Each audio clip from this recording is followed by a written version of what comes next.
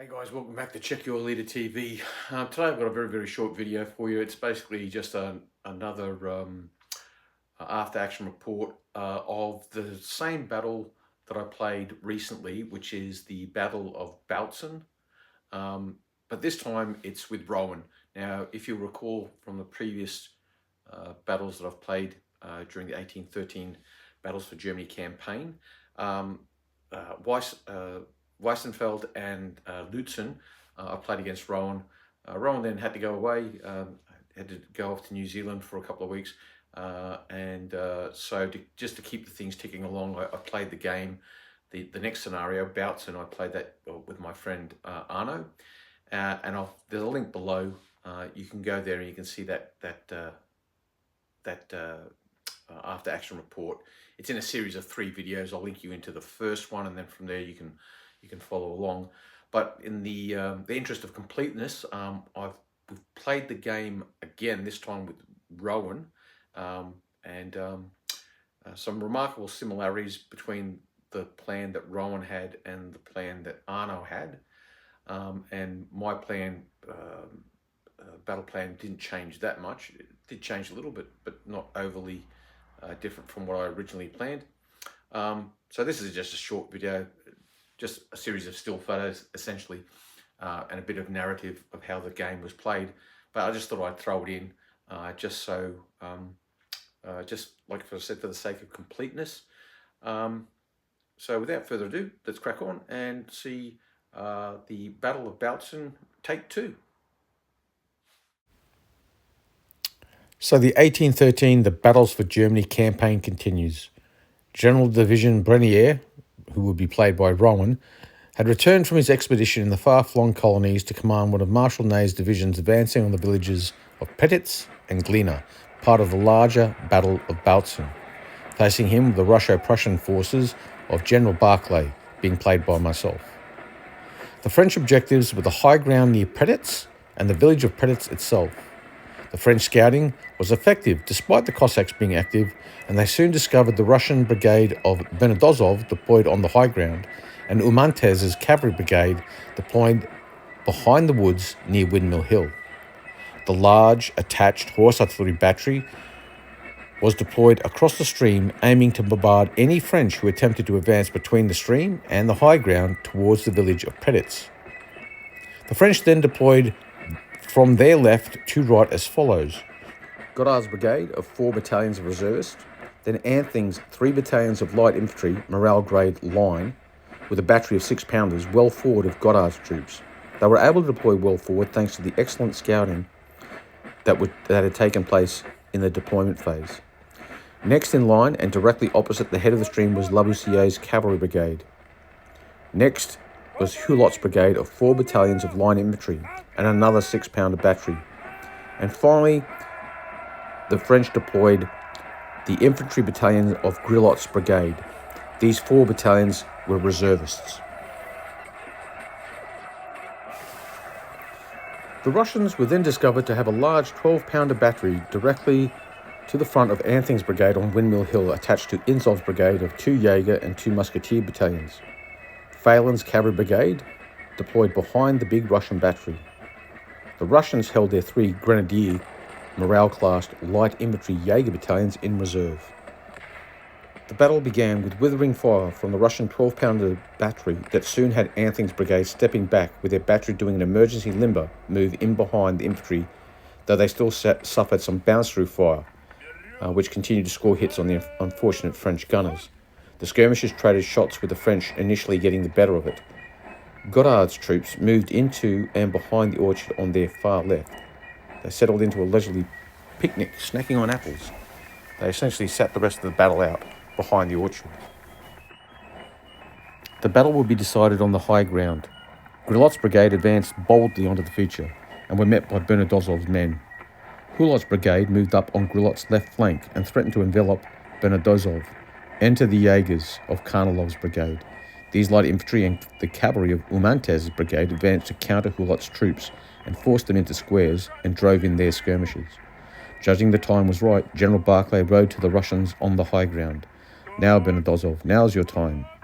A crashing volley was delivered, with a cry of "Hurrah!" and the Russians went forward and drove back the far-right battalion of Grulot's brigade, almost destroying it, inflicting all up 9 casualties in total. The French decided to throw Labousiere's cavalry forward onto Hulot's left flank to stabilise the situation. Unfortunately, the Prussian horse artillery battery that was situated near the stream, although being worn after suffering the attention of the combined French batteries, was in a position to fire canister into the French hussars. 4 casualties resulted in this blast of canister, taking them up to a total of 5. General Division Brenier concluded that any further attempt to take the objectives would be futile and ordered a general retreat. Military observers and envoys from Austria eyed the events and muttered, "The Corsican ogre is ripe for a kicking. Austerlitz will be avenged at Dresden." So that basically concludes this battle report. Scenario-wise, what it means is that because the Allies have won this scenario, Austria will now enter the war. So the Allies pick up a point for winning the scenario, and they pick up a bonus point because they've managed to convince Austria to enter the war on their side. Just some observations in regards to the game itself. The Russian and the Russians and the Prussians artillery seemed to roll quite well when it was needed. The artillery was particularly erratic. They either rolled very well, 10s and 11s, or particularly poorly. The 12-pounders inflicted 2 fire casualties on themselves out of 8 turns of firing, and the horse artillery rolled 1 fire casualty and 1 fire casualty and low on ammo result out of their 7 turns of firing. But the horse artillery hammered the hussars when really needed. And the 12-pounders rolled a grand total of 10, 11, 10, 9, 8, and 9, 6 times out of the 8 times they fired. It was an interesting battle. It was completed in 8 turns. I think the Russians might have been able to get a couple of sauve-qui-peut results if the game had gone longer. But it was totally possible that the French might have bounced back, and considering Jet's cavalry brigade was still held off table, they certainly could have easily been able to cover the withdrawal of the French troops. So after this game, scenario-wise or campaign-wise, we have 3 games played. Weissenfeld was a Russian victory, Lutzen was a French victory, and then Bautzen was a Russian-Prussian victory. France were on 1 point because they've got 1 victory. Russia, Prussia, and now the Austrians are on 3 points, 2 victories, plus securing the Austrians' entry into the war. So 1 plays 3. Personally, couldn't care less about the campaign points. I like these point-sized campaigns because simply they give you an excuse to have linked battles, and it provides some kind of narrative. But that's where we're at now. Now, something that did come up in this game, which I thought was particularly interesting, pertained to garrison fire. Now, Rule 11.3.4, firing with garrisons. In the rule book on page 64, it states, garrisons of villages, strong points, and redoubts fire as skirmishers in the skirmish phase. They fire with an initial 5 skirmish casualty dice, 4 if recruits, and apply the same modifiers. All fine so far. It goes on to the 3rd paragraph. It says, garrisons may fire from any side of the built-up area. Measure range from any point along the side of the built-up area being fired from. If firing from a side of the built-up area, which is obscured by friendly troops covering up to 50% of the facing, the garrison may still fire at full effect. Where the friendly unit obscures more than 50%, the garrison will fire, but is reduced to 3 skirmish casualty dice before modifiers are applied. Now, this I found to be particularly confusing. I interpreted it to mean that the garrison could literally fire through their own skirmishes to the front. And I justified this in my mind by thinking, well, the garrison could be, if they're garrisoning a village, they could be firing from the upper stories of buildings. They could be firing from the walls, on top of barns, things like this. And There is, a garrison's going to consist of at least, well, if it's a standard battalion, about 600 men. So that's how I thought it would be. But I put the question on some various forums, and basically, and this is directly from the author, Dave Brown, and I've amended my rules as follows. So that third paragraph on page 64, where it says garrisons may fire from any side of the built-up area, measure range from any point.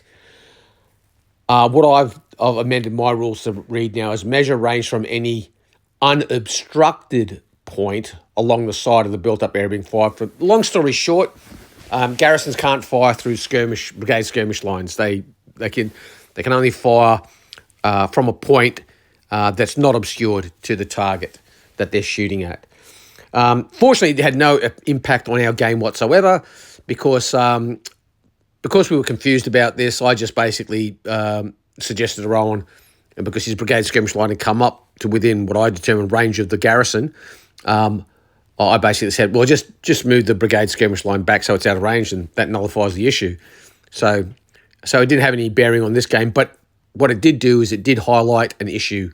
So that was good. That was a positive outcome.